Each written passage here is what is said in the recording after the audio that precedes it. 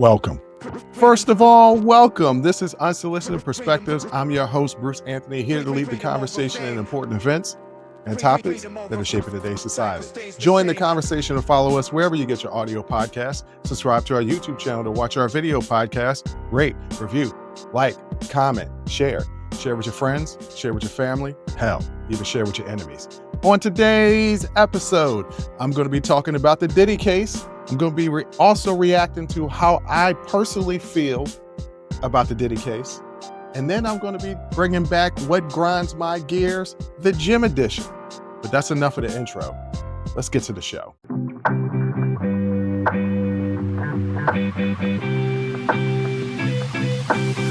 I know that I will be attacking this issue as well with my sister on the sibling happy hour.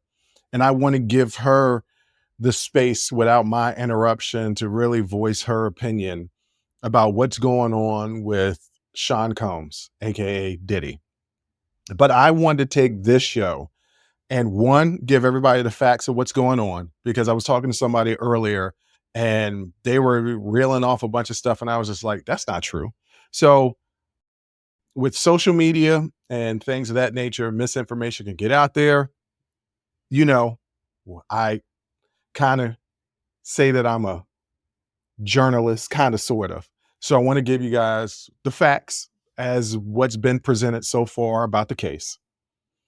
And then I'm going to address how I feel about all this personally. And that's going to be two separate segments. I'm going to give y'all first the facts of the case and then talk about how I feel about this personally, because I'm conflicted about everything that's going on, but I'll get into how I'm conflicted. And then once again on the sibling happy hour, I'm going to give my sister the opportunity to share her thoughts on it uninterrupted, because I feel like I need to have my space to be able to share what I want to say about this, and she needs to have her space to share what she feels and thinks about all of this. And so this is going to be a two-parter, kind of, sort of, because this is important. Everything that's going on around this case is very, very important. And everybody needs to know exactly what the facts are and talk about how they feel about this emotionally. Because if you're like me and my sister and a lot of friends of mine, Puffy's music is a soundtrack to our lives. So I'm going to address all of that in the second segment. But this first segment is just going to be about the facts of the case. All right. I'm not going to interject my own personal feelings. I'm just going to be a journalist and just give you guys all the information that has been released thus far by the prosecution that's going to be prosecuting Diddy. Okay, so let's start with the very first paragraph of the 3-count federal indictment against Diddy. So I'm just going to start with the first paragraph, read that to you guys. Okay, here it is. For decades, Sean Combs, aka Puff Daddy, aka P. Diddy, aka Diddy, aka PD, aka Love, the defendant, abused, threatened, coerced women and others around him to fulfill his sexual desires, protect his reputation, and conceal his conduct. The indictment states, to do so, Combs relied on the employees, resources, and influence of the multifaceted business empire that he led and controlled, creating a criminal enterprise whose members and associates engaged in and attempted to engage in, among other crimes, are sex trafficking, forced labor, kidnapping, arson, bribery, and obstruction of justice. That's the first paragraph of the 3-count federal indictment against Diddy. So they come out and they give you all his monikers, all of his names. What was interesting to me is that they didn't use Puffy, which was originally what he came out with. So I'm thinking that this Puffy wasn't a part of this indictment. These things started to happen later, and that does come out in an investigation.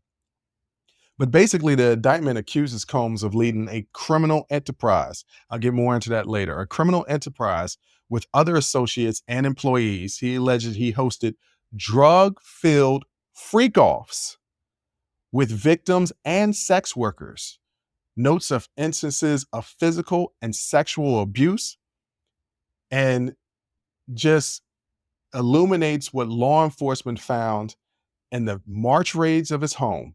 The indictment alleges Combs held what he called freak offs, or elaborate sexual performances in which he drugged and coerced victims into extended sex acts with male sex workers. These freak offs occurred regularly and sometimes lasted multiple days. The indictment, that this is all stated in the indictment. So I read you guys the first paragraph. I didn't paraphrase on that, but I'm paraphrasing on the rest of the indictment because the indictment is long. I'm not about to read the entire indictment to you guys. It's available. It's available out there on the internet. You can read it, but I'm just going to break down some of the most important things. These freak offs are kind of what led to this investigation. But the thing that is fascinating about this case is that he's being charged with a RICO. Now, a lot of people out there would be like, well, RICO, isn't that for mobsters? Not necessarily, right? So I'm going to give you what the RICO predicate actually is. The Racketeering, Influenced, and Corrupt Organizations Act, also known as the RICO Act, is a United States federal law enacted in 1970 to combat organized crime. It allows for extended criminal penalties and civil cases of action for acts performed as part of an ongoing criminal organization. Under RICO, it is illegal to acquire, operate, or receive income from an enterprise through a pattern of racketeering activity. This includes crimes such as murder, kidnapping, gambling, arson, robbery, bribery, extortion, and drug trafficking. To be convicted under RICO, there must be a proof of a pattern of illegal offenses defined as at least 2 criminal acts within a 10-year period. So most people think that it's just a mafia family as far as, mob organizations that can only be charged with RICO. No, it is anything that is deemed a criminal organization. And it follows along that this RICO is if you've made money off of a criminal organization, and the criminal activities are vast, murder, kidnapping, gambling, arson, robbery, bribery, extortion, drug trafficking. And I'm going to assume also sex trafficking. You can be charged under a RICO predicate. I know I've read of some cases, especially in Vegas, where they try to get a bunch of pimps, say that they all work together and charge them all under a RICO predicate. But basically, it's if you and a bunch of people are getting together running a criminal organization, you can be charged with a RICO charge. And so that's what happened to Sean Diddy Combs. Okay, he's charged under a racketeering RICO predicate, and it's pretty extensive of what he's being charged with. But let me give you a little bit more details on the case. He was arrested on September 16th, 2024 in New York City. The charges, I've broken them down, but let's break it down again because it was a 3-part indictment. And the 3-part indictment, basically, he's charged with racketeering, sex trafficking, and transportation to engage in prostitution. Those are the 3 charges that he's being charged under this racketeering RICO predicate. The arrest follows federal raids of his home in Los Angeles and Miami about 6 months ago. Combs has been the subject of multiple lawsuits accusing him of sex trafficking and sexual assault. That's what kind of led to this case. At the hearing in Manhattan, Combs pleaded not guilty, and he was also denied bail and was remanded into custody. I'm going to get into that later about bail and remanding into custody, but I want to get to the evidence of the case. Authorities have collected extensive evidence, including video recordings and testimony from over 50 witnesses. The investigation into Sean Diddy Combs was promoted by a series was prompted by a series of public allegations of sexual and other abuses made by multiple women. These allegations led to a federal sex trafficking investigation, which included the raids of Combs' homes in Miami and Los Angeles. The investigations uncovered evidence of coerced sex acts, drug use, and other illegal activities. So let's break it down how this all came to be. He had a bunch of civil lawsuits of women claiming sexual abuse and sexual assault. This prompted, because this was happening over multiple states, this prompted a federal investigation on sex trafficking. And that's when they raided his homes. And in the process of raiding his home, they found multiple evidence of not only what could bolster the federal sex trafficking investigation, but also coerced sex acts, drug use, and other illegal activities. Let's not also forget that there were over 50 witnesses that have basically testified so far. So all of this evidence has been collected over roughly about the last 6 months, since basically the Cassie Ventura lawsuit came into effect. And if you haven't seen the video, I don't recommend going and watch the video, but there was a video that was released from 2000, I believe, 16, where Puffy is chasing Cassie in a hotel and he drags her and beats her, and there's been a public outcry. So all of this is what has led to the investigation and then the charges against Diddy. So when people are out there giving misinformation, I'm telling you what has been laid out in the indictment from the prosecution. So these are the actual facts of the case. You can trust me. I'm a credible source because I did my research. Okay. I actually went and read the indictment. I did my research. So these are the facts of the case. Now, he was denied bail. Let's kind of get into that. So Combs' lawyers proposed a $50 million bail package secured by his Miami home and his mother's residence. However, he was denied bail and remained in custody. I think it's very important to go through what this bail package was, because I've never heard of this before. Now, granted, I'm not a lawyer. I'm not in law enforcement. I don't know what a lot of bail packages are. I do have a friend that's a bail bondman, and I should reach out to him and find out, how common this is. And I think I'll try to do that before the show. We record the show with my sister.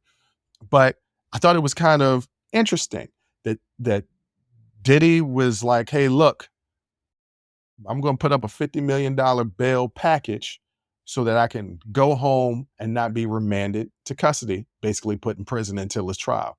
And the judge denied that. But I was interested in the bail package. So here's what the bail package was. He tried to get bail by doing these things. First thing was his passports. Combs surrendered his own passport as well as the passports of his daughters and his mother. So he was saying, I'm not going nowhere and my family's not going nowhere. He put his Miami home up for collateral. In August, he paid off the remaining balance of his mortgage for that home, which is about $18 million.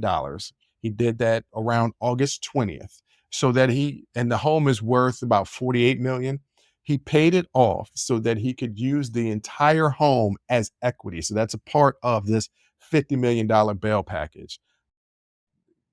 He included his private plane in the bail package. He proposed a home detention with a GPS monitoring. His family members, including his 3 adult sons, offered to co-sign the agreement. But despite these offers, the judge denied the bail request, citing concerns about witness tampering and the safety of the community. The judge cited the government's evidence, which showed a history of Combs intimidating both the accusers and witnesses. This included text messages from women who claimed Combs threatened to leak videos of them engaging in coerced sex acts. The judge concluded that no amount of bail could guarantee that Combs wouldn't tamper with witnesses. So he was remanded to jail until his trial because the judge felt that no matter what Diddy offered up as collateral for bail. Home confinement, secondhand monitoring to make sure that he didn't leave his home, saying that women could not come visit him. And the only women that could come visit him were family members or the mother of his kids, saying that he wouldn't have any parties, getting rid of all the internet and not electronics, but basically electronics, basically creating a cell at his home. If you guys ever watched Narcos, remember when Pablo Escobar built his own jail? Basically, Diddy was trying to build his own jail at his home, and the judge didn't go for it because the judge has cited evidence in which Diddy has repeatedly tried to intimidate or threaten accusers or witnesses in this case, and saying that there is no amount of money or precautions that could be taken to guarantee the safety of those people. So that's the reason why he was denied bail. And the conditions in the jail, Combs is currently in a special housing unit at Brooklyn's Metropolitan Detention Center, which has been reported to have poor conditions, including violence and squalor. From the research that I did at this particular prison detention center, they are understaffed. Don't quote me on this. I haven't been able to get clear, definitive numbers on what I'm about to say, but it's around this ballpark that there's been, in the last year alone, 3 suicides and 1 murder in this particular prison. So it's a rough prison. He's in special housing unit right now. He did not want to go there. That's the reason why he put up this bail package. Bail is denied. It was denied by not only 1 judge, but 2 judges. I don't think that he's going to ever get out on bail. He's going to be in jail throughout this trial. Evidence and witnesses. Authorities have collected extensive evidence, including video recordings and testimony from over 50 witnesses. I stated that earlier. During his arrest, so during the arrest on Saturday, not Saturday, during the arrest a couple of days ago, bags of pink powder suspected to be narcotics were found in his hotel room. So even as far, he knew that he was under investigation. He knew that something like this might come because he sold his home in August in preparation that he would need that home to create this bail package. And he was still caught with what is suspected to be narcotics. So let's get into the seriousness of the actual charges. Like, what type of time is he facing here?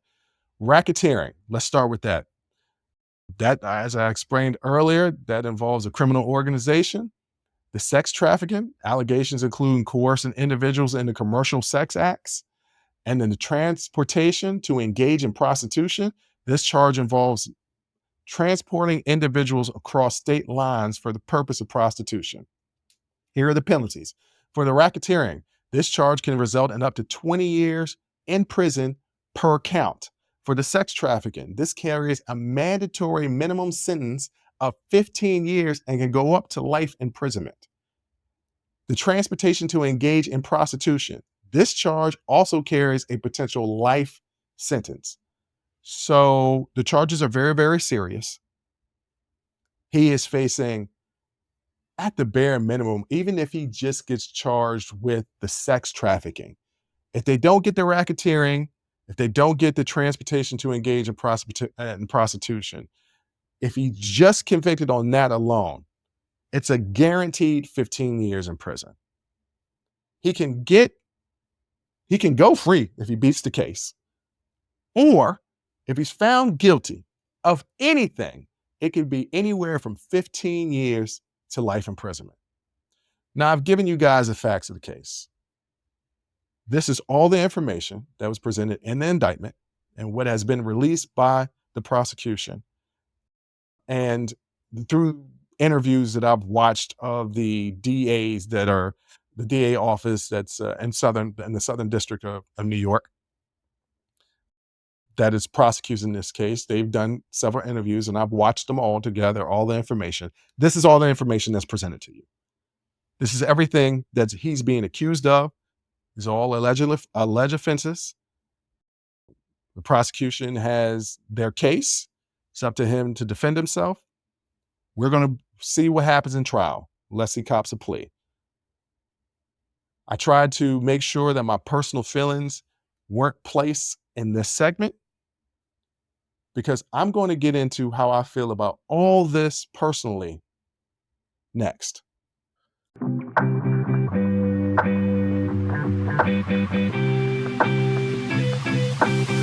Okay, so I gave you guys all the facts. Now, how do I feel about this personally? I feel like a hypocrite. I'm going to get in, I'm going to break it all down for you guys, but I feel like a hypocrite. This is different than the R. Kelly situation. There was no evidence of all through the 90s into the 2000s that Diddy was this type of person. So I can't say, like I can for the R. Kelly case, that I knew all of this was going on and still enjoyed his music. So that's not what I mean when I say I'm a hypocrite, because I didn't know that this was the case, right? With R. Kelly, we knew in the early 90s, with the whole situation with Aaliyah, he wasn't right. Anybody that was in college, when I was in college, when he came out with the Ignition and he did the best of both worlds with Jay-Z, and you saw it on the Dave Chappelle show, anybody that was like my age during that time saw the video of R. Kelly urinating on a young girl. We still was listening to the music. I was a hypocrite then about R. Kelly. How am I a hypocrite about Diddy? It's pretty clear, laid out with this indictment, that if he didn't do all of it, he did the majority of what he's being charged with. And the reason why I believe that is because of the evidence. And you got to understand something about a RICO case. It's a racketeering criminal organization case, right? Typically in the indictment for a RICO case, there is not one defendant. There are multiple defendants, right? When they brought those RICO cases against the 5 families in New York, not only were the bosses on trial, but anybody that they had evidence on in each mafia family was also on trial. It was a big case with tens of defendants. The fact that we are looking at Diddy's indictment and he's the only defendant does not tell me that there were not co-conspirators, but because he's charged with the RICO predicate that says he was running a criminal organization. What it tells me is, as part of those 50 witnesses that have been given testimony to bring this indictment, a lot of those witnesses were the co-conspirators and they cut deals. And this is the reason why Diddy is on alone. Now, do people that cut deals lie? Yes. I know for a fact, because of where I grew up and some friends of mine that have gone to jail, that sometimes people that cut deals will lie in order to save their own butt. That can absolutely be the case. But I don't believe that's the case now. You don't bring a case against a high-profile individual. And this is the Southern District of New York. This is the same district that prosecuted all of those mob cases. This is the same district that's prosecuted Trump. They don't miss, okay? If they come after you and they slap a RICO,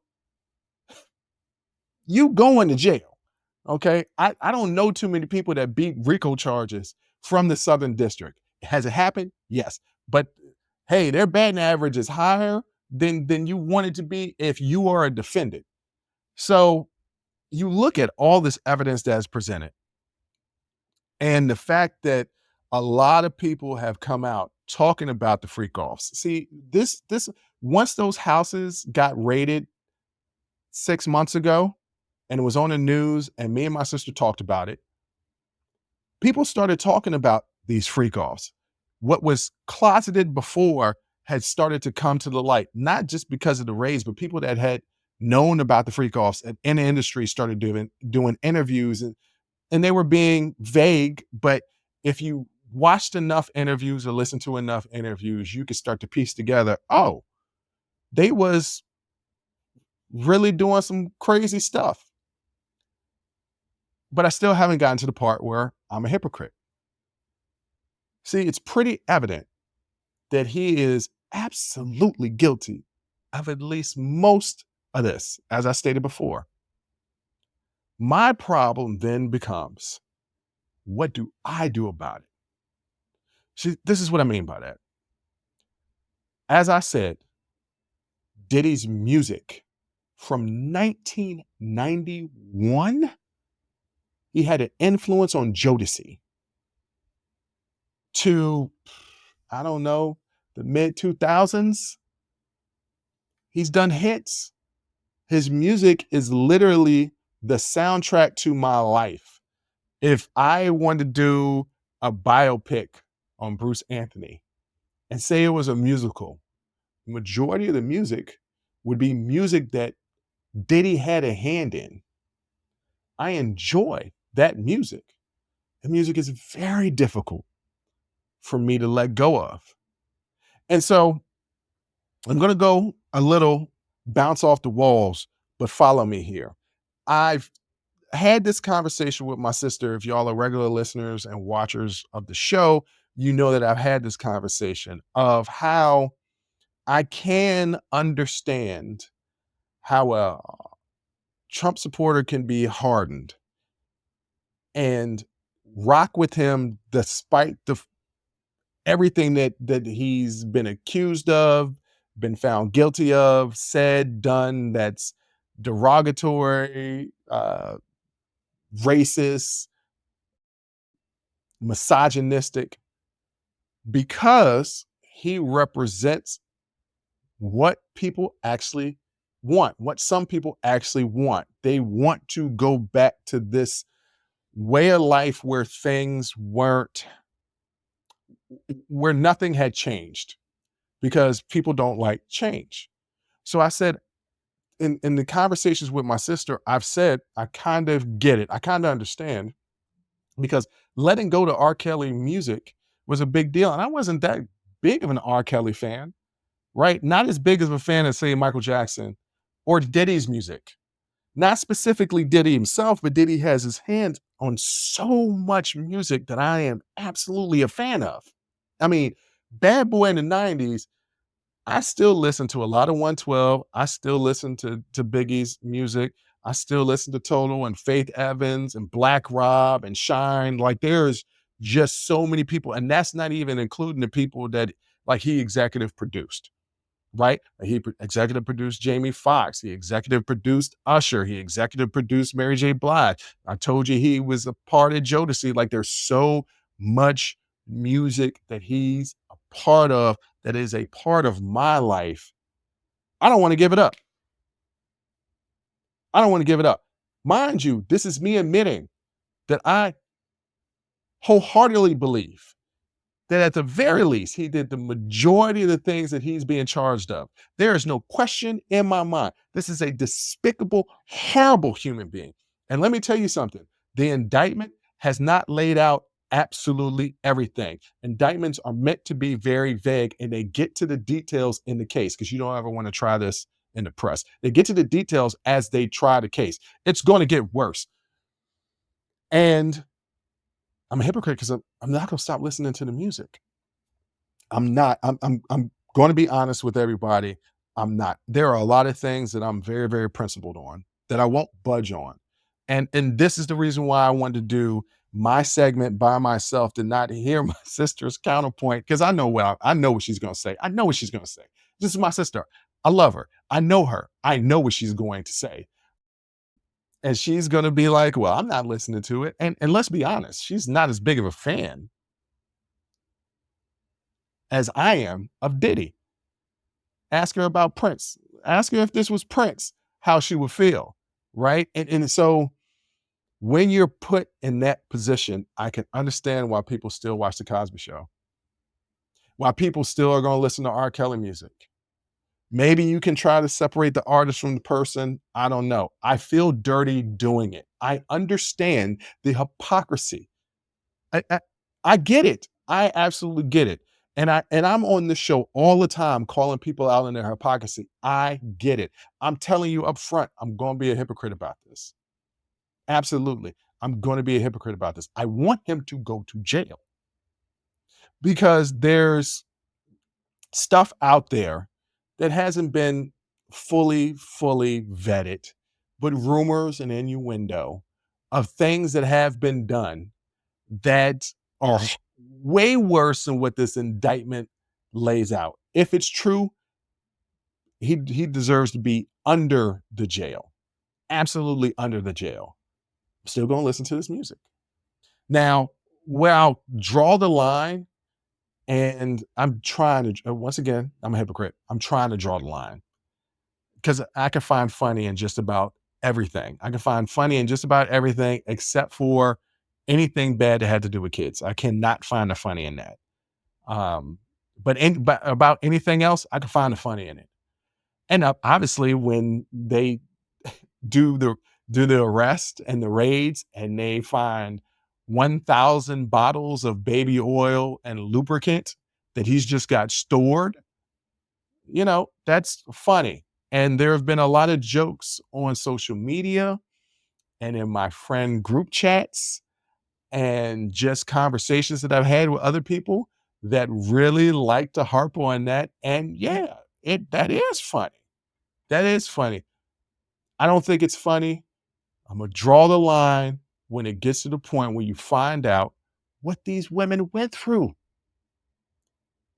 It hasn't been specifically pointed out, but why were IVs needed during these freak offs? I'm sorry. Mama, I know you're listening. I'm sorry. But I have to just say this. I haven't had sex so much that I needed an IV. I just haven't. Gatorade will do. A couple of electrolytes, some food, I'm okay. But an IV? An IV gets you to you're dehydrated. Like, not dehydrated as you had a night of drinking and you're dehydrated because you got cotton mouth, right? An IV is to the point where you're like dehydrated, like you can't move. And remember, some of these sex acts were coerced, meaning that they were forced. Yeah, we can try to joke on the baby oil and the lubricant. But when you say to yourself, well, wait a minute, why you need so much lubricant? There are multiple reasons why people need lubricant. Not to get too graphic, but sometimes you need lubricant because things are not going in easy.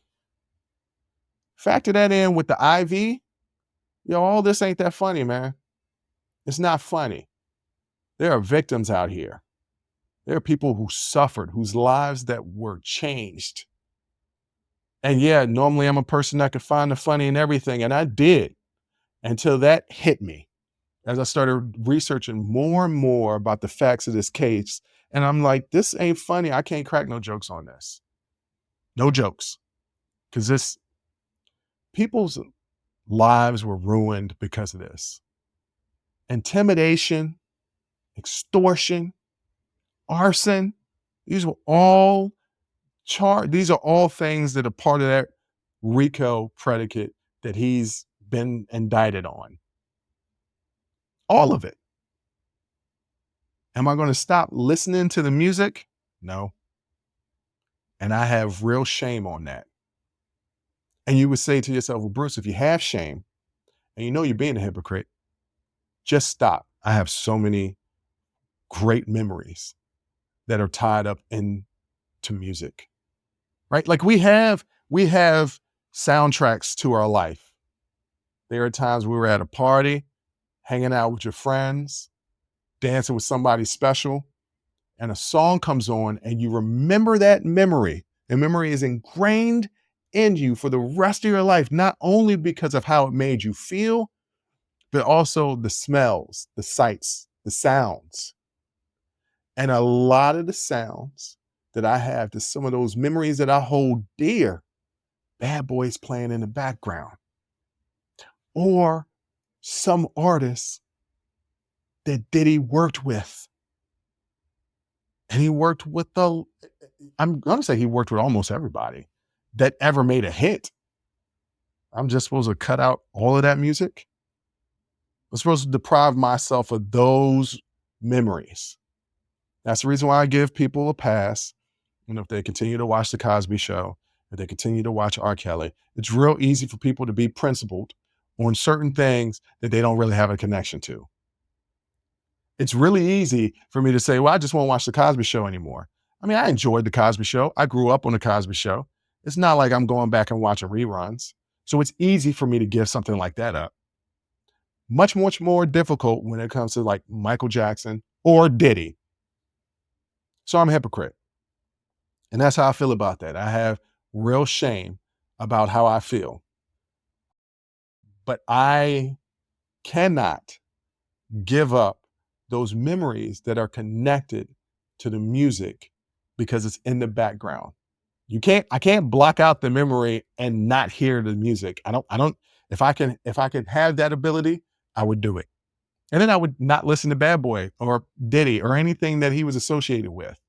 I if y'all out there listening and watching know how to do that, how to recall memories but drown out any Diddy song in the background, please tell me. And then I'll stop listening to Diddy music. But until that time comes, I'm going to be a hypocrite. I'm going to still have shame about it. There'll be times where I'm going to be listening to a song that is associated with Diddy, and the shame will be so overwhelming that I will not be able to finish listening to that song. I know that's the case because it's already happened to me. But then there are going to be some times where I'm just going to be like, look, music is a healer. And I might be going through something and I'm going to need something to take me back to a good time.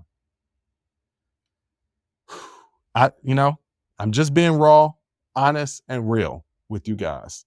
I don't know where all this is going to go. This is what I do know. These are the things that I do know. I'm not going to stop listening to Diddy. He needs to be locked under the jail. And I understand why the judge denied bail. It was cute him coming up with his little package, but he knew what he saw. He saw this coming and he tried to prepare. It's kind of like when you got in trouble at school and you know you're going to be in trouble when your parents get home, but you try to do a whole bunch of chores, even more chores than you would normally do to try and get yourself out of that trouble or lessen the punishment. That's exactly what Diddy did. And the judge wasn't falling for that. And if what's been laid out in the indictment is 40, 50, 60% true, this man is a menace and he will intimidate witnesses because he's already done it. He was doing it during the investigation. That's what the hearsay is. But that's what was kind of laid out in the indictment, is that he knew this was coming and he was already witness tampering. The judge said, not going to take a chance. And so he went from his $50 million home, or he was arrested at a hotel. He went from his penthouse hotel to one of the worst prisons in the New York state. I don't feel bad for him. I don't. He deserves this. And I deserve whatever is going to come my way for being the hypocrite. If it's more and more shame, I'm going to have to eat that because I know what I'm doing. I'm listening to Diddy music despite the fact that he did these horrible acts. And there are other people out there that are going to have that crisis of conscience too. I can't tell you what to do. Never would want to tell you what to do. I'm just telling you what I'm doing and why I'm doing it. I'm not asking for forgiveness from anybody else. I'm not asking for absolution from everybody else. I'm not asking for anybody to look past it. I know what I'm doing. I'm just being real. I'm being human. And, you know, this is a crazy, crazy story. But the most important thing that I find from observing the story is that none of it is funny.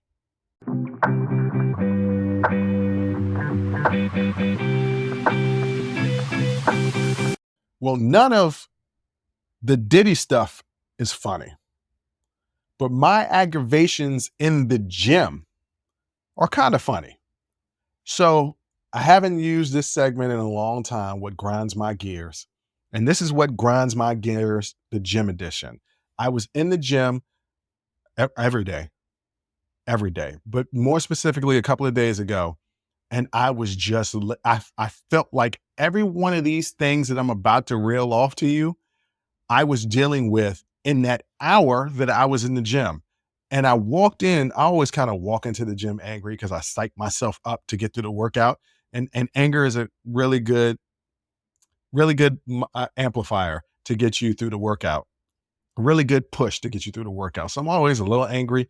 I felt like I was angrier leaving the gym than I was walking into the gym. And it's because of these things that truly, truly grind my gears at the gym. The very first thing, look, we are quote unquote out of COVID, even though I've got a lot of friends and my sister just a couple of weeks ago have gotten COVID and it's been bad. Recently, been bad. So the thought of when I got COVID on my 41st birthday, so no, 42nd birthday, so 2 years ago, right? I got COVID on my birthday, or I had the height of COVID on my birthday. It was so tough for me to get out of bed, to walk my dog. I slept the entire day. My 42nd birthday sucked. It sucked balls, right? COVID was horrible. People were starting to think COVID was gone. COVID is not gone. People are still out here getting COVID and getting really bad cases of COVID. But one of the things that I truly enjoyed about the gym is even when they opened things back up, there was still kind of spacing, right? So if you were using a machine, in this one particular gym that I go to, it has 3 levels. And at the top level is where all the cardio equipment is, all the treadmills, all the ellipticals, all the Stairmasters and things of that nature. People were using every other machine. So nobody was working out right next to each other. That was part of the signs, right? Do not use this machine, use the next machine. I like that. I really hate it when I'm using a cardio machine and there are plenty open machines in the entire row that I'm on, and a person gets on the machine right next to me, like COVID still isn't a thing. Why are you standing right next to me, sir? It really bothered me because I was in my groove. I was doing my cardio day, which means I'm going to be on this machine for a little while, right? I'm not going to this isn't a warm up or cool down. I'm not going to be on there for 5, 10, or 15 minutes. No, this is my workout for today. I'm going to be on this machine. And I'm on the elliptical. It's a Stairmaster slash elliptical. And this guy gets on the elliptical right next to me. Mind you, there are plenty of these machines in a row. There are like 10 in a row. Why are you getting right next to me? And I know that some of the arguments are people love being communal and like being next to each other. I don't like it. I hate it. Don't stand next to me. I got off and got on another machine. So there was distance between us. He looked at me and I eyeballed him to let him know, yes, I got on this other machine because you're too damn close to me. Keep a distance. That really grinds my gear in the gym. Also, this particular man, he stunk. That's another thing that grinds my gear. Now, you may say to yourself, Bruce, we in the gym working out, we sweating, we gonna get stinky. There's workout stinky, and then there's stank. This person had BO, not like from sweating and, perspiration from your hard workout. No, like you didn't bathe today or maybe even yesterday. And you're going to stand right next to me. And this is a common occurrence. Now, I understand that some people don't bathe every day for various reasons. Some people have skin conditions, some people for religious reasons. Let me tell you what I think about all of that. And this is just my unsolicited perspective. But let me tell you about not bathing every day based off of skin conditions or religion. If any God tells me that I can't wash my ass every day, I don't want to praise that God. And if I got a choice between being stank or having bad skin, I guess I'm just going to have bad skin because one thing that I won't do is stank. Y'all know how I am. Y'all know I got my body butters, colognes, and deodorants and creams that smell good. That's the only thing I care about. Okay, that's a complete exaggeration. That's not the only thing I care about in my life, but it is very important in my life is to smell good. I think it's, I think it's, what's the word that I want to use? I get it from my grandfather, right? I never went anywhere with him. We could go to the grocery store, but when we went to the grocery store, even if he was wearing just jeans, a sweatshirt, or whatever, it looked neat, it looked clean. He always smelled good. So I learned that from him. Be presentable at all times. And for me, being presentable at all times means you don't stink. So once again, if it's for religious reasons or it's a skin condition, I don't have no sympathy for you because you stink. And you don't have to stand next to me stinking. And like once again, I'm going to reiterate, it's not normal workout stink. This is when you don't bathe enough stink. You know something else that really grinds my gears? And this was all the same person. No, it wasn't. It wasn't the same person. It was a person that was two machines down from me. And this doesn't have to be exclusively to the gym. This happens to me out in the world. People not wearing headphones or earbuds or things of that nature. Hey, I don't want to hear what you're listening to. I don't want to hear what you're watching. That's the whole point of earbuds and headphones. I don't want to hear your phone conversation. Well, okay, if it's juicy and messy, I do want to eavesdrop because I am messy. But I would rather not. I would rather not hear anything that has to come through your phone. That's your phone. Keep it private. And I really don't like the people that come in and play their music through their phone. Because let me tell you something about these new iPhones. The new iPhone speakers, sometimes I play my iPhone in my house and I can hear it in other rooms. Now, granted, my place isn't really that big, but iPhone speakers didn't used to be like this. They are loud. They are damn near boom boxes. Okay. I'm trying to work out. I got my headphones on. Why can't I still hear your stuff through my headphones and what I got going on? Just disrespectful. It really grinds my gears. You know what else grinds my gears? When I'm in the locker room. Why do old men want to talk to you with their balls hanging out? I don't understand why they do this. I don't want to really see any man naked. Not that I, have a problem with the male body, but that's just not the body that I'm into. I'm more into a female's body. But I'll also point out, not every female I want to see naked as well. Sometimes just put some clothes on, put some drawers on. That could be the first thing that you do instead of trying to strike up a conversation with me. Because number one, I don't care about anything that you have to say when your balls are hanging out. That's first and foremost. Okay. Number two, I really don't care about anything you had to say anyway, because I'm not real friendly in the gym. I want to go into the gym, get my workout, and leave. I really don't like pointless conversations. And if you're doing a pointless conversation with your balls out, like I'm pretty happy about my body. Well, okay. Other people say that my body looks good. I always have complaints, but that's just me. Probably have body dysmorphia, but I'm in pretty good shape. And I've had, people that have seen me naked, they give me compliments on my body. So, I have that going for me. But even I, in the confidence I have in myself, wouldn't just be standing there with my balls out talking to somebody. What, what's wrong with you? I just wanted to come in here, sir, go to the bathroom and wash my hands and finish my workout. Don't ask me about the exercises I'm doing today with your balls hanging out. Fact of the matter is, don't ask me about my workout at all. Leave me the hell alone, but especially with your balls out. And this is the final grind my gears because this all happened to me on one day. All of these instances happened to me in one particular day. That's the reason why I decided to do this segment. This is a PSA on what not to do when you're in the gym. I'm tired of these situations. People hogging machines. And I'm not just talking about the cardio machines. People that are training for a marathon, you're on the treadmill for an hour plus. And the gym is packed. It's a Saturday morning. That's real disrespectful for everybody else that is paying to use that membership. If you're training for a marathon, take your ass outside. Okay. Don't come into the gym hogging up no machine for the whole time. But that's not specifically what I'm talking about.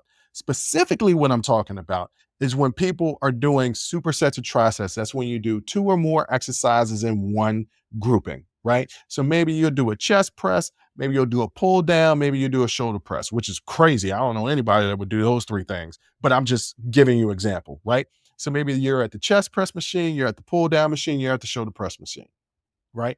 And they will hog all those machines running back and forth between them.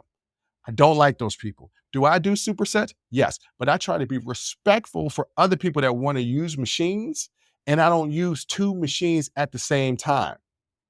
There are ways to build your workout so that you don't have to inconvenience everybody. And that's the basic premise of what grinds my gears at the gym. Why do people feel like that they can inconvenience everybody else just for their own personal ish? I don't get it. Maybe I walk through life a little too considerate of other people. And maybe that's a flaw of mine. And I'm open to admit that. It's been something that I've been accused of before. I don't know. I just kind of like being considerate. But I can't understand people being absolutely, completely inconsiderate. That really grinds my gears. And it seems like a lot of people do it in life in general, but specifically at the gym. And those people that are new to the gym, that don't know the gym etiquette, I'm not talking to you guys. I'm giving you some game, though. I'm putting you up on game on how to act in the gym. I'm talking about those people that are regularly going to the gym. And in every instance of these examples of what grinds my gears, these are people that regularly go to the gym. They know better. Showing your balls when you're talking to me, man. Just get out of my face. And I'm hot all over again. Probably gonna go listen to some Diddy music. That was wrong, but I had to bring it all together. But ladies and gentlemen, I want to thank you for listening. I want to thank you for watching. And until next time, as always, I'll holla. Whew, that was a hell of a show. Thank you for rocking with us here on Unsolicited Perspectives with Bruce Anthony. Now, before you go, don't forget to follow, subscribe, like, comment, and share our podcast wherever you're listening or watching it to it. Pass it along to your friends. If you enjoy it, that means the people that you rock with will enjoy it also. So share the wealth, share the knowledge, share the noise. And for all those people that say, well, I don't have a YouTube. If you have a Gmail account, you have a YouTube. Subscribe to our YouTube channel where you can actually watch our video podcast. But the real party is on our Patreon page, After Hours Uncensored and Talking Straight-ish. After Hours Uncensored is another show with my sister. And once again, the key word there is uncensored. Those are exclusively on our Patreon page. Jump onto our website at unsolicitedperspectives.com for all things us. That's where you can get all of our audio, video, our blogs, and even buy our merch. And if you're really feeling genuine and want to help us out, you can donate on our donations page. Donations go strictly to improving our software and hardware so we can keep giving you guys good content that you can clearly listen to and that you can clearly see. So any donation would be appreciative. Most importantly, I want to say thank you for listening and watching and supporting us. And I'll catch you next time. Audi 5000. Peace.